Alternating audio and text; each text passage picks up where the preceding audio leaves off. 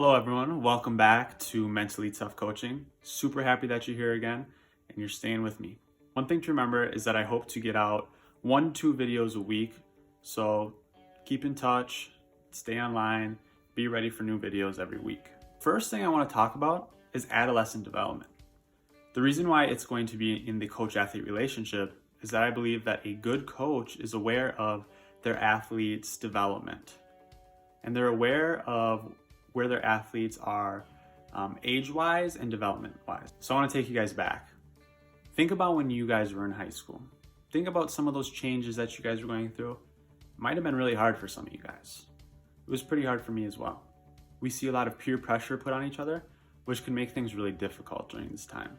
Due to the desire to try to fit in, many athletes might not talk about the mental side of anything, not just sports.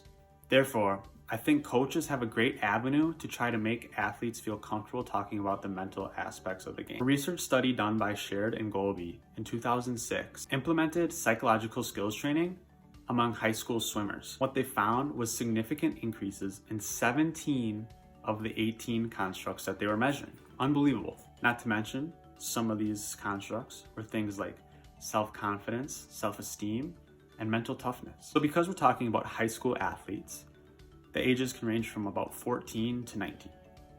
So this means we're talking about middle adolescence, ages 14 to 16, and later adolescence, 16 to 20. Middle adolescence, or the time from 14 to 16 years old, is a time of gross motor skill development, especially for males. Coaches should recognize some of these changes that these young athletes are going through. Remember, their balance might not be the greatest at this time.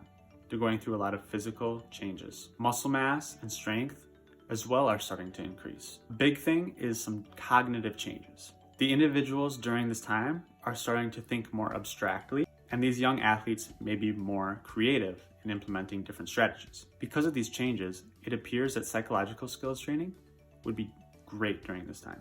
Now let's move on to late adolescence, those 16 to 20-year-olds. During this time, full physical maturity is reached for most. Things like strength, speed, and size may continue to increase into adulthood. However, we're going to see that at a much slower pace than at early puberty. Cognitively, these athletes are starting to think about more future-oriented goals. They're starting to recognize that, hey, I might not be good enough to play this sport in college. Additionally, the athletes in late adolescence are able to comprehend some of the complex strategies needed to be successful in sport. For example, maybe we're talking about a basketball player who's headed to the free throw line. They have a chance to tie the game and go into overtime. They start to feel their palms get sweaty. They're starting to get nervous. They might feel something in their stomach. To help decrease some of these nerves, maybe they choose to implement imagery or relaxation techniques, things that we will be discussing over the course of this program. One of the most important things that I want to talk about with you guys is mental health concerns. I don't want to scare you guys at all with this. However, it is something that we should be talking about and some things that you might run into as a coach. Additionally, if you guys sense there's any mental health concerns among your athletes, it is your job to get them the help that they deserve. So now I will be talking about some of the most common mental health concerns that you could find among high school athletes. First is anxiety. And this may be more difficult to detect just because pre-performance anxiety is definitely a thing. One of the most common symptoms of anxiety is not being able to be present in the current moment. Another symptom might be hypersensitivity to their own bodily functions, such as heart racing, sweaty palms, just being hyper aware of those situations when they occur. And one of the most common symptoms in sport is fear of failure. All of these symptoms listed are things to be aware of as a coach. The next mental health concern that I'm going to be talking about is depression. And one thing to know is that females are more likely to report symptoms of depression than males. So there may be some risk factors in participating in sport that may lead to symptoms of depression.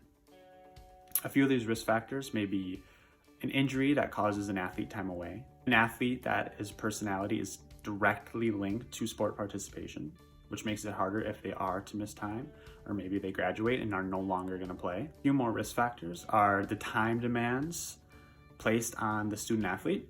And lastly, performance expectations that are placed on themselves either by themselves or by others. Some symptoms to watch out for are no longer being interested in things that they once were, That's a big one. Things like insomnia or hypersomnia, fatigue, or simply just a change in their functioning levels. Maybe they're not able to take care of themselves as well. Maybe they're not showering.